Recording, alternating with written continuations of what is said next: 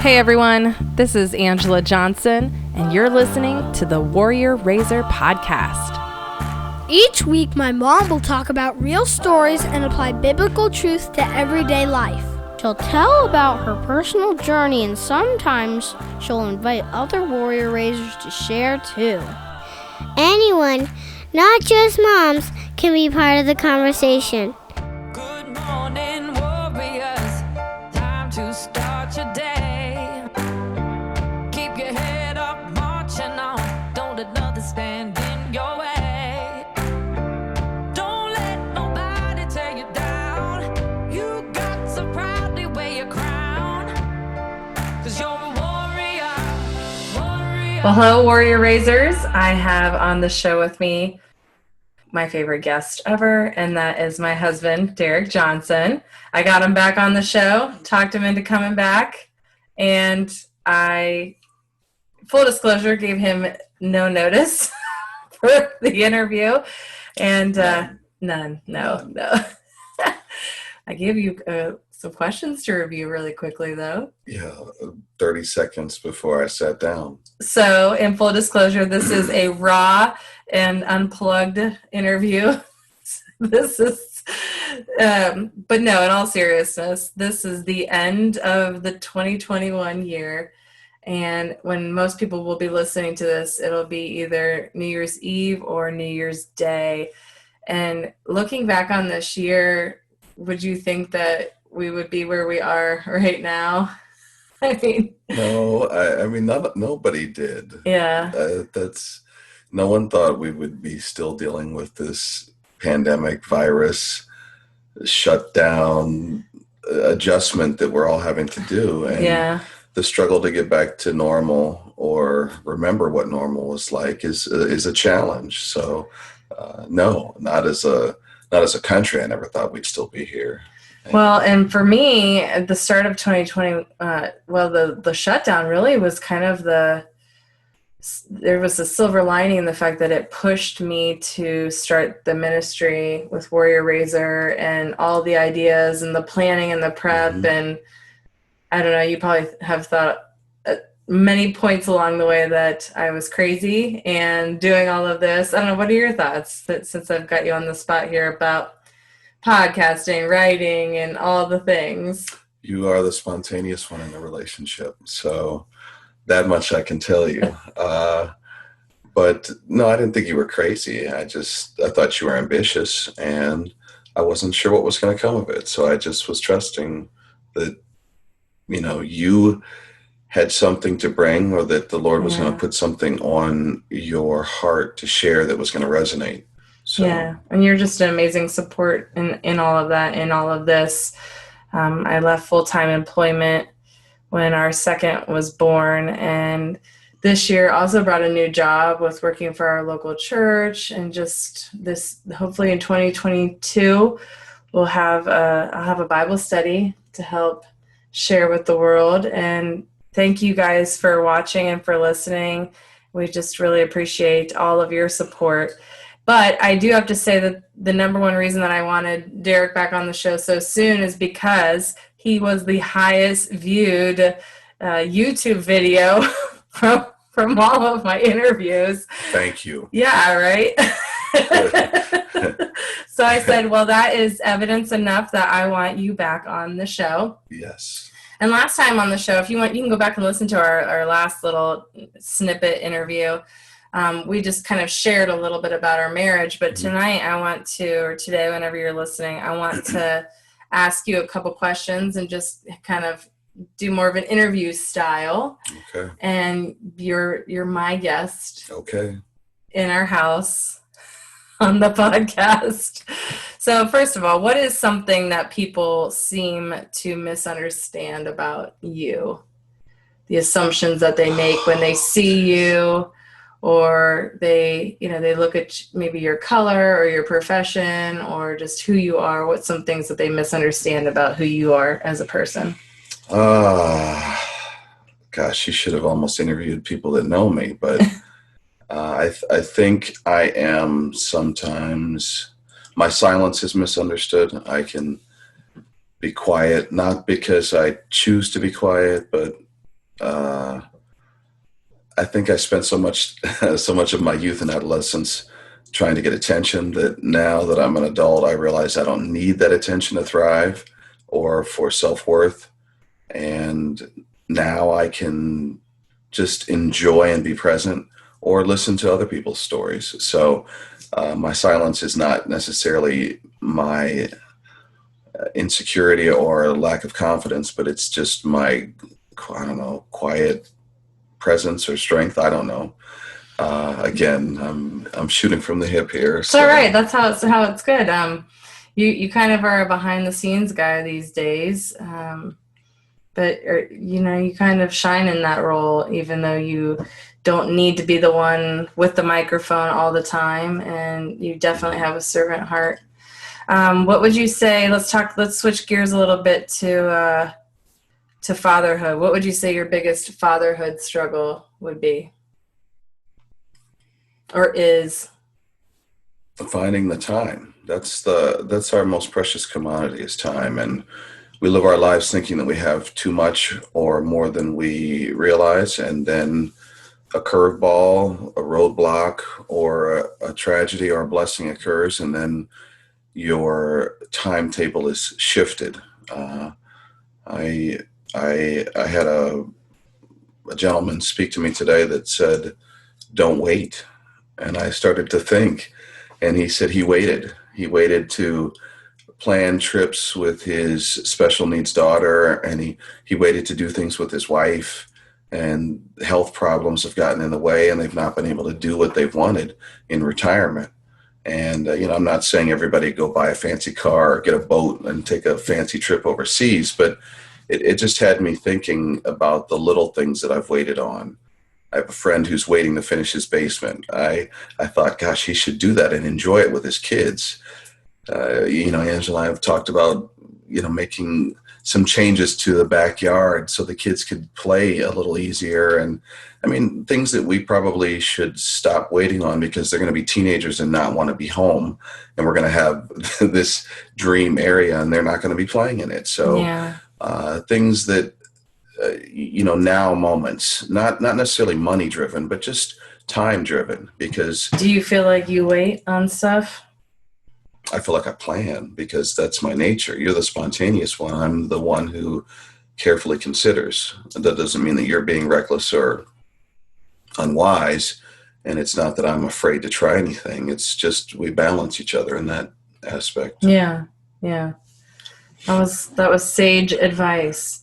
And you talked about time. I don't know if we've shared on the podcast what you do, or I don't know if I've shared in that in any way. But Derrick is a physician, and so a lot of his time is spent at work. What's a typical work day for you like? It's a job. I'm not going to sit here and. I mean, everybody has a job with different demands. Everybody does. Yeah. It doesn't matter if you are my mother was a school teacher. That's probably one of the most demanding jobs, any public service job. So I'm not going to, my job is the same. I mean, I have to be up. I put in my time. I try to give my best. I try to give up myself. I try to let other people know that and at least feel that. And then you come home and you try to leave it on the field and not bring it home to torment your family. And there are plenty of people that have that same situation. And for the provider, if it is the husband, it's a tough role sometimes, because you don't get to spend the time you want with your spouse or your children.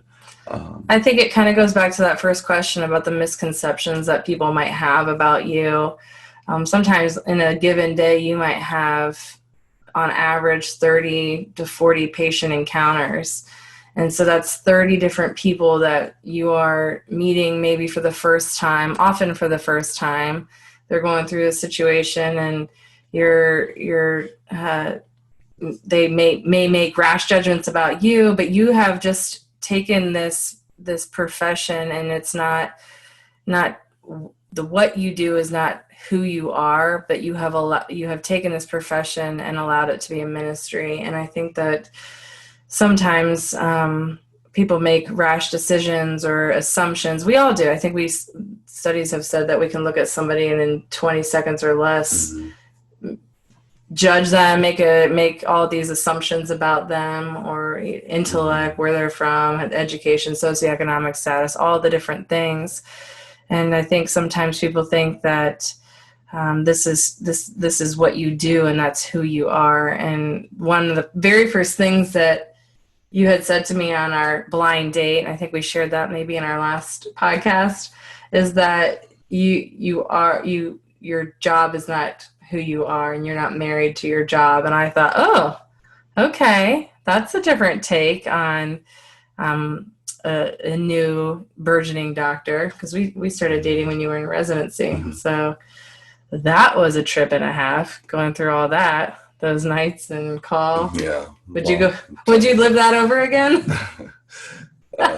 Angela's right. I do see a lot of different people. The number is not, I don't know if it was exactly as many as she said, a lot of days, but some days.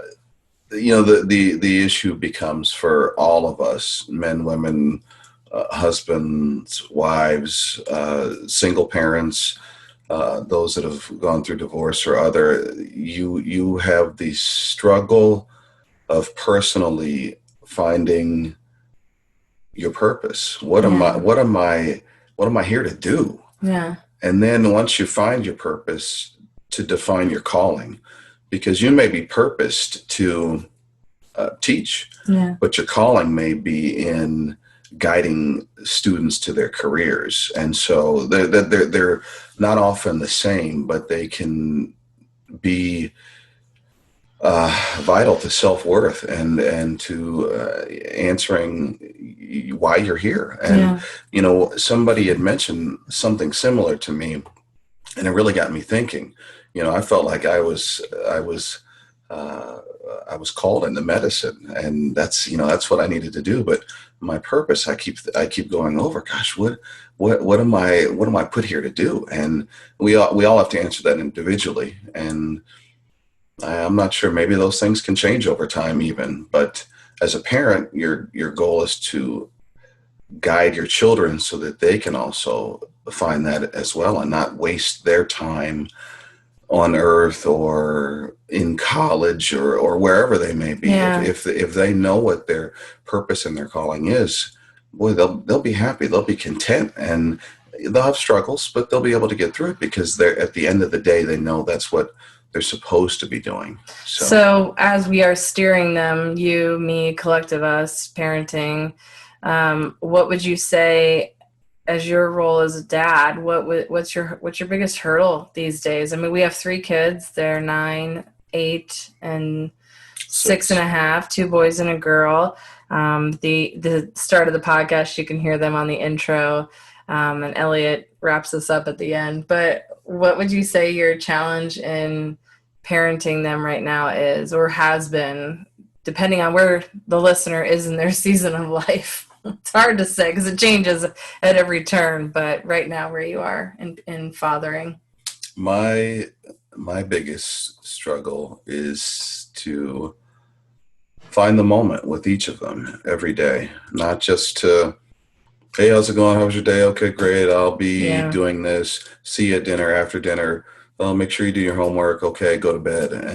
But to find the moment where one of the kids is drawing. What are you working on? Oh, what's that?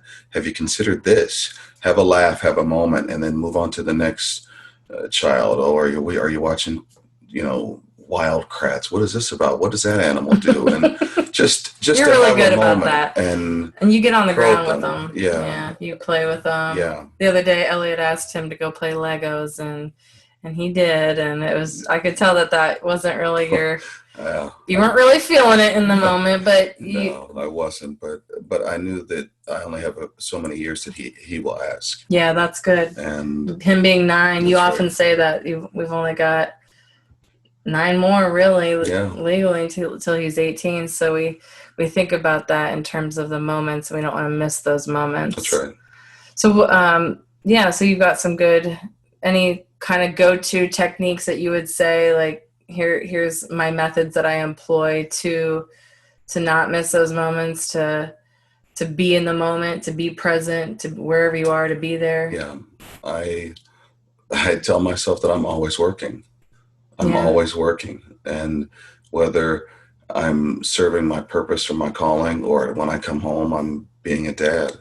We wanted to have children. We weren't made to have children.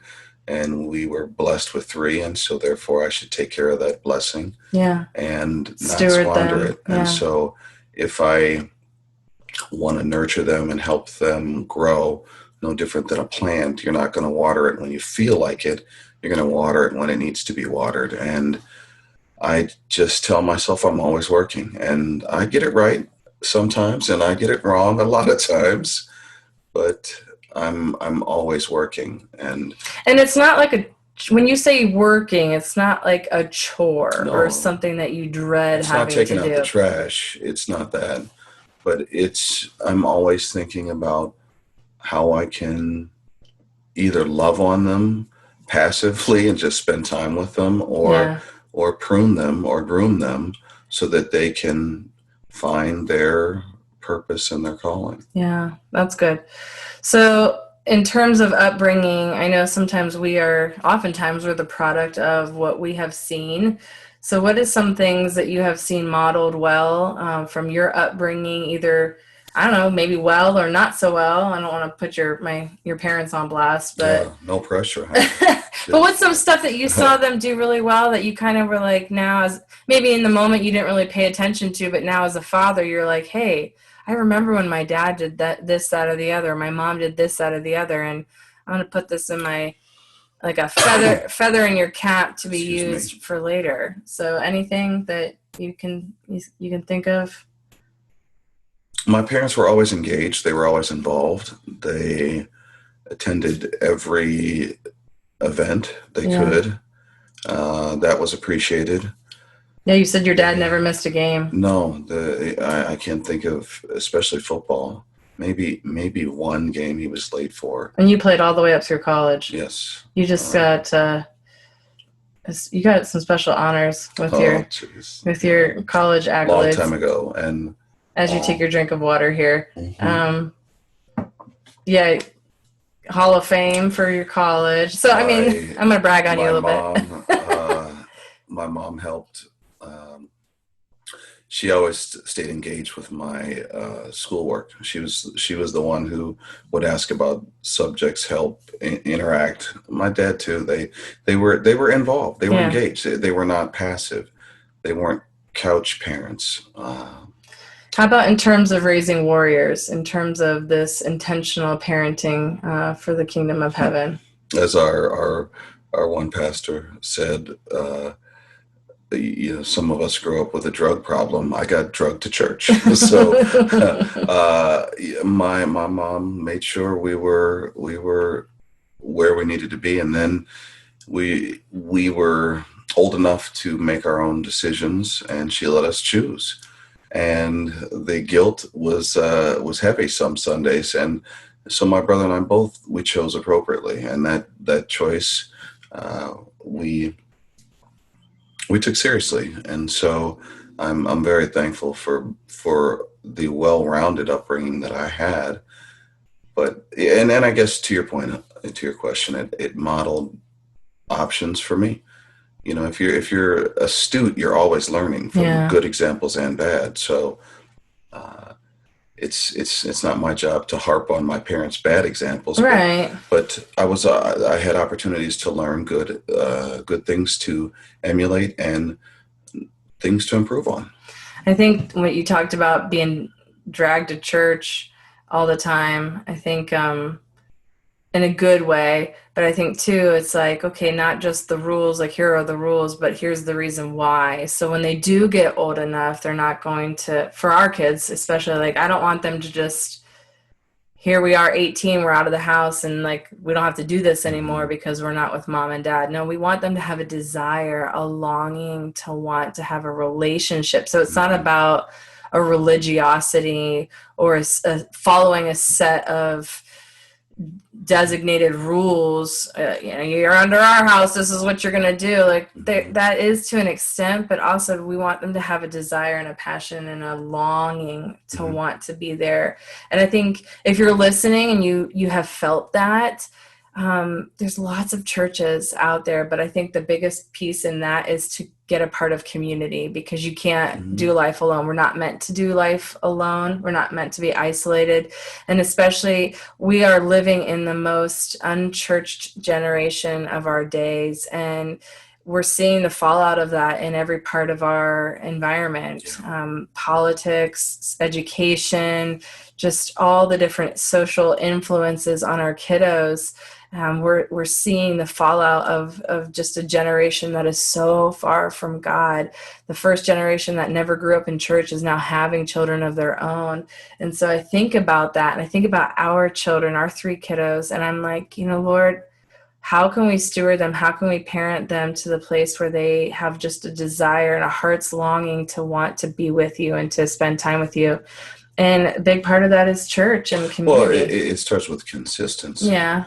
I mean, as parents, we allow our kids the opportunity to adopt certain personalities and characteristics. And if it's, hey, I'm going to work out every day, and we model that consistency, are your children pick up on that? Yeah. If I'm going to attend a concert once a week, or listen to classical music, or they see that's what you value. They model whatever we put in front of them. Yeah.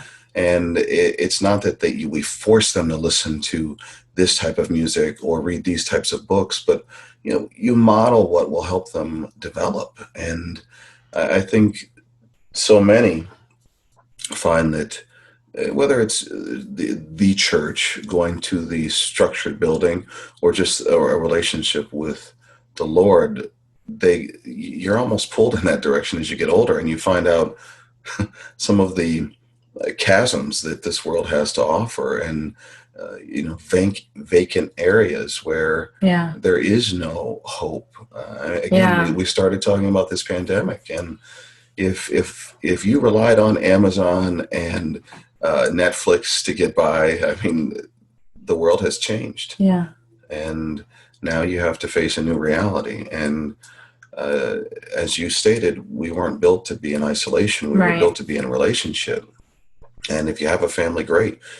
As I said, if you're a single parent, someone who's gone through divorce, or a grown adult who recently left the home, you're meant to be in a relationship. And that's why we get married. That's why we have kids. That's why we have communities and live on streets. We don't. Yeah. Some don't, and we all have a choice. Some live, with a little bit more space between homes, and there's something to be said for that too. I was born in a rural area, but it's nice to be in community where you have. Yeah, because when you go through something, or when you're in a situation where you've never been before, who's your lifeline? Who's that person that you call, or who are those people that can come alongside you and live this life with you?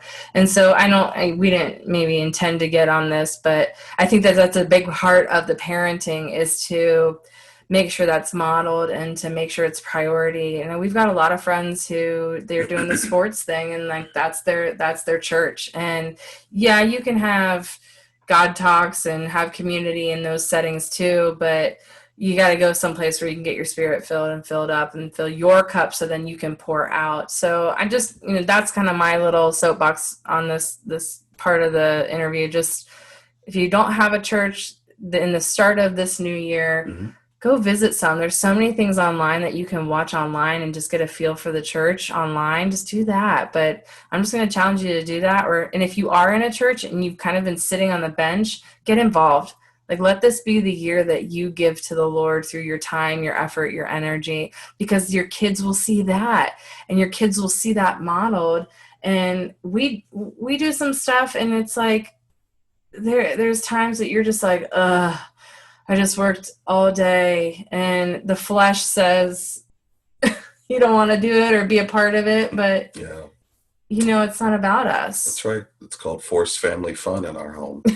And I come home and it's like, hey, we're doing this. And it's, I have to struggle and make a decision. I don't want to do it. I'm tired. You have no idea what my today was and what my tomorrow's going to be. But if I don't force myself to have some fun, I'm not going to prioritize my family. And to go back to what you had said, honey, also, I parallel church to the gym, because people go to the gym with a purpose and a reason. They want to work on their physical body, and they want it to be healthy for themselves, for whatever reason. Maybe they're single. I don't know. Ready to mingle. But people go to, if you need that spiritual development as well, if you need that spiritual strength to be built, that's the best place to go too. Like the gym. Yes, you can buy, tension bands and work out at home. But sometimes finding that workout partner in the gym is the best thing for you. And yes, you can buy self-help books, and yes, you can try to do some things at home, but sometimes having that person to push, pull, and walk beside you is of value. So there is something to consider there. Yeah. I think that the gym analogy is good. I know a lot of these companies have gone to like online things, but even that, you're still kind of part of an online community too. So it all stems from community. And I think at the end of the day, when we are serving, when we are modeling what Jesus looks like to the world around us, our kids are soaking that up, and they see it not as a burden or as a hassle or as an inconvenience, but as something that not that we have to do, but that we get to do. And there's so many scriptures that talk about when we give to the least, we're giving unto the Lord, or we do. He says to do everything that you put your hands to do it as unto the Lord. Or when you serve the least of these, you're serving our Father in heaven, and that we're blessed to be a blessing. And so I think that that's a big part of our parenting model as we raise our 3 children up in the ways of the Lord.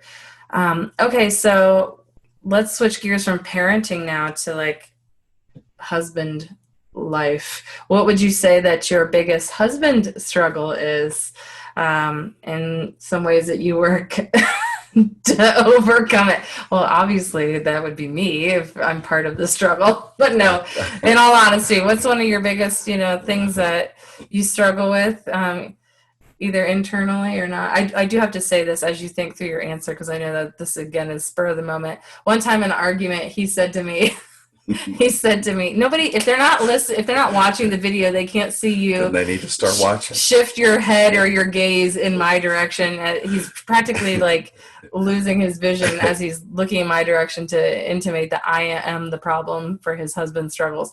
No, but one of the things that you said to me early on in our married life, I don't even remember what we were doing, but you said something like, "Oh, I'm sorry." And I said, "For what?"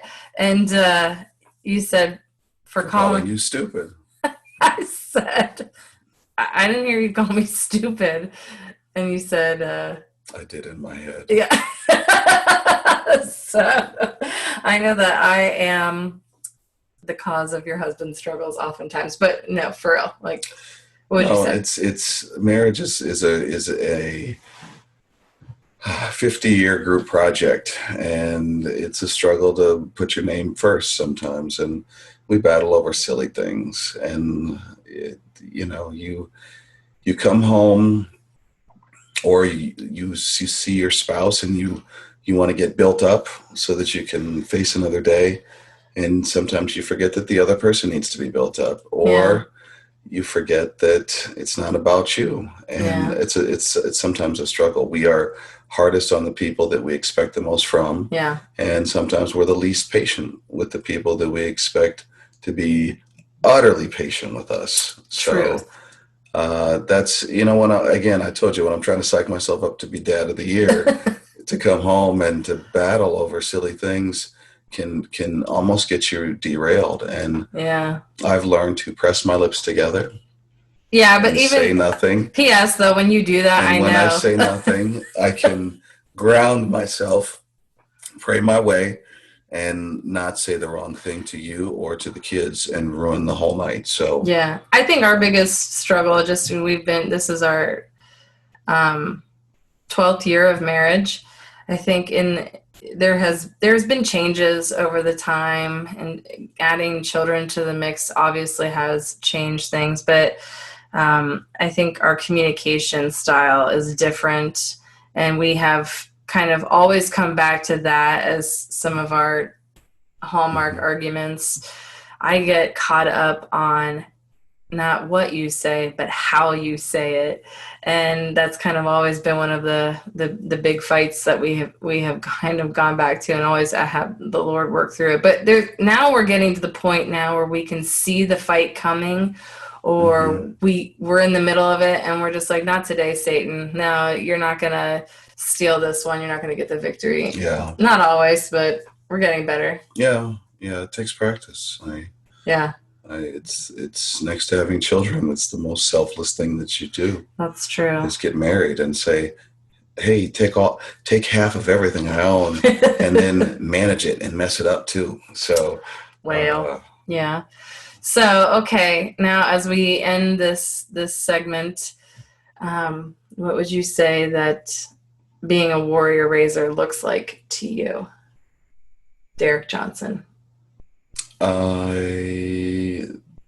That's a work in progress, because it's similar but different as a husband. It's a unique role, because for whomever might be the parent that leaves the home or goes to the home office and can't tolerate an interruption, for me, I have to be very intentional. Angela can be laid back and very fluid with the kids, and I have to come home and say, hey, we're going to shoot basketball, and then we're going to go for a drive, and then I'm going to let you pump the gas. And I have to be very intentional and almost sometimes super creative. And so there's a lot of intentionality in the raising of our warriors. There is. And when I'm not creative, I have to just be intentional with my time. So that is probably the one area. Yeah. I mean, because we don't want to, we don't want to mess it up. We know we're not going to get it perfect, but we know that we've got to be purposeful in our parenting, because we only get one shot at it with these three. Yeah. And don't get me wrong. I'm not coming home and saying, okay, at 5:41, I'm going to talk to this child, and then I will move to the next. I'm not. There's no. You're not that structured. Yeah. Hey Siri, set an alarm for 9 minutes or anything. But your time is done. Moving to the next child. Come, little one. Yes, that's right. Kiss the ring and sit at the feet of your father. But there is purpose. You've been intentional with it.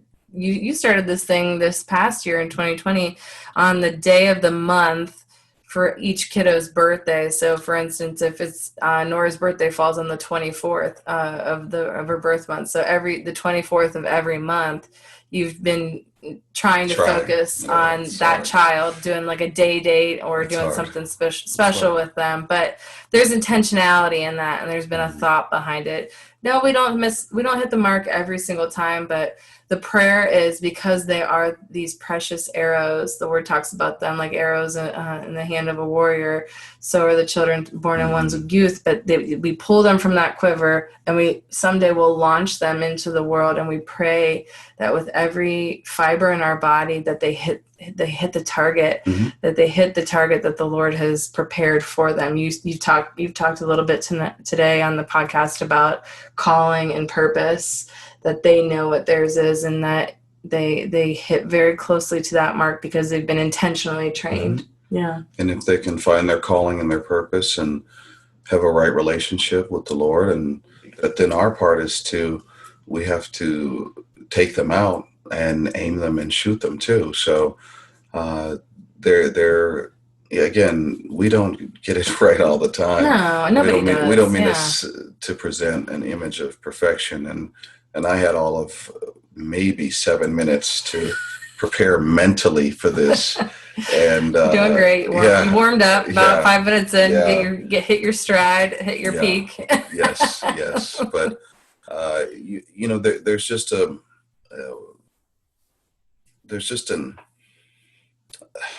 thoughtfulness to it. Yeah. What does Paul say? Pray without ceasing. So Yeah. But in everything we do, pray without ceasing. yes, Paul says pray without ceasing. And so you have to almost parent without ceasing. You have to be thinking about your kids. You have to, at least as a dad, that's how I approach it. I want to find their strengths. Who's the social one? Who's the quiet one? Who's the athletic one? Are they all readers? And so just helping them be not successful just in life, but just good people. You can be successful managing a Best Buy. You can be successful owning a Best Buy.